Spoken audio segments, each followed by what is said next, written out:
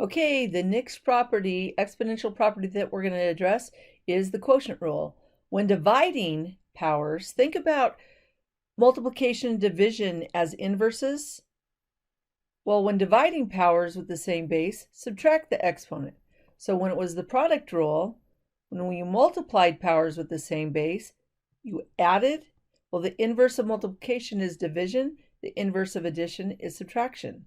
So you're going to, here's a numerical result, numerical example. So remember what this says. When dividing powers, rewrite it as subtraction.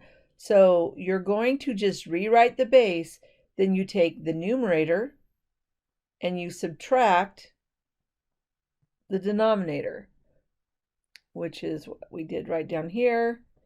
And what that leaves is the result, 3 to the power 1.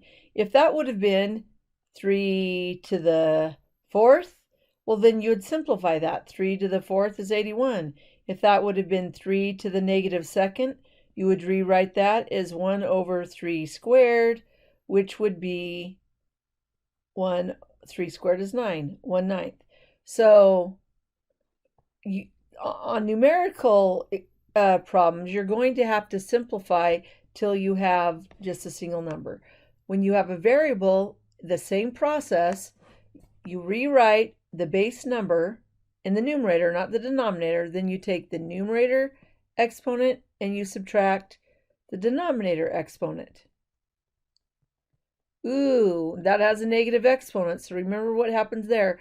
And oh, by the way, if these would have had anything other than 1, you take the numerator and the denominator and just divide those numbers, just like back here.